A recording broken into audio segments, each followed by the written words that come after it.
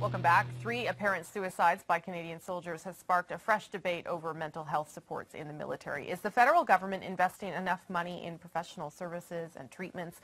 Is the Canadian Forces doing enough to encourage members to get help and support them through treatment? Joining me now, a familiar face, Pat Stogran. He is a retired colonel. He's also the former Veterans Ombudsman, and he's a longtime advocate for soldiers suffering from mental illness. Good to see you, Pat Stogran.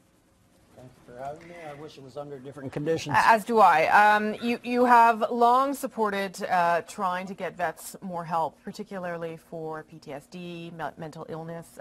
What do you make of the news of these recent deaths, 3 this week? It's not news. It's bad news. It's not new news. There's going to be more. There have been at least 70 that the military is looking into at the present time, and just by virtue of the fact, if you could associate any single one of these suicides with operational duties, then that should send the alarm signals out, and the chain of command should be seizing this as a force protection issue. But sadly, it just seems to be the flavor of the day.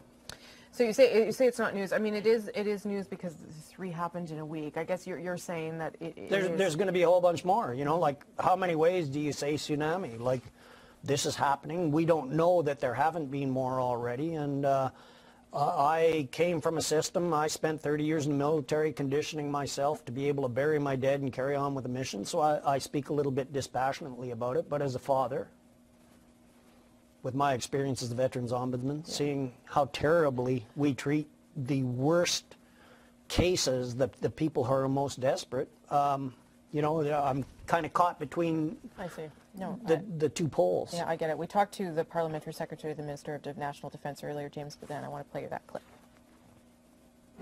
We've hired a significant number of psychiatrists and therapists and psychologists to the level that we've almost doubled the number that were there before we came to government, and we're continuing trying to improve upon those numbers. Yeah.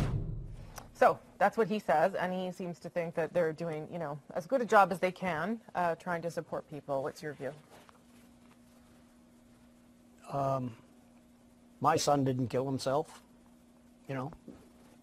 Neither did yours. Are they doing enough? I would say no. In fact, even me coming here tonight is kind of like comparing the World Wrestling entertainment world to the Ultimate Fighting. What do you mean? Well, because politics is one thing, and he will go out there and say that kind of thing. And I've faced Laurie Hahn and Minister Fantino and all of them, and they're playing that silly game. But when it comes right down to who's performing in the ring, WWE, it's decided behind closed doors. UFC, it's decided in the ring. And sadly, we have veterans of being in the ring who are being governed by people who know nothing more than World Wrestling entertainment, and they will make those kinds of statements. Okay, so what has to happen here so that we don't, have a story a few weeks from now with the same we're going to, Rosie.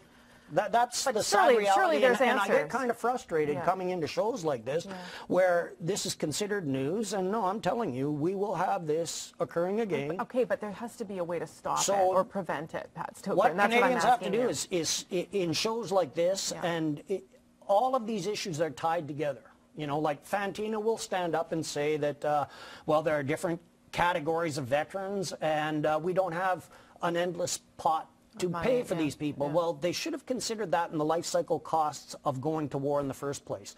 We're scrambling right now to replace armored vehicle fleets, and we're talking about the F-35 stealth fighter and those kinds of things, but they haven't closed the loop yet with the people. So is it more money? Is it people to reach out to these guys and women? You're the expert in the political side of things. You tell me what it is. I don't know. You're the expert on vets. What I would say is it's chump change to look after it. And when you have a chief of defense staff like General Tom Lawson, who I know from my college days, telling the rank and file within the Canadian Forces that there's as much an institutional responsibility as an individual responsibility, to me that signals that they don't get it. And bear with me here, because there's the institutional side, the WWE side of things, but if he ever served a day with these young people who join the Canadian Forces to go over into harm's way on our behalf, they know that there's a mission team self-ethos. They know that these people will put their own safety and well-being behind looking after their team members. So how you ever expect that kind of ethos to allow people to come out and say, I'm wounded, I'm weak. Yeah. I'm wounded, I'm weak. Yeah. As in the condition that I'm in. Yes. Thankfully, I don't have to serve anymore, but it's the institution letting down the rank and file. Okay, you are always a realist, but you seem a little bit, I don't know what the word is, you seem a little bit dismayed in a way that I haven't seen before, that you almost seem to suggest that we can't stop this from happening. Rosie, we just had 3 more people cap themselves. We've had 3 more families shattered. This will live on for another generation.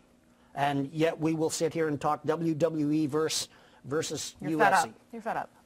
Well, you know, I'll crawl across a field of broken glass to come in here and make the kind of statement, but you know, the fact of the matter is this is going to continue happening, and you will have the bravado and all of the false pledges on the political side, and I lived through Thompson, Blackburn and Blaney, and none of their promises have, and now Fantino in the aftermath, none of their promises have come through, and you know, the system, it won't require that much to fix it. The problem is that probably the 30 to 40% of the most seriously injured are the ones that slip through the cracks because they don't fit into the black and white. You know, this is how we cap the liability. And sadly, Rosie, our government is treating these young people as a liability, and in a way that we don't treat equipment, we don't treat anything in government. And it's a huge statement, and if you look at the, you know, veterans are one identifiable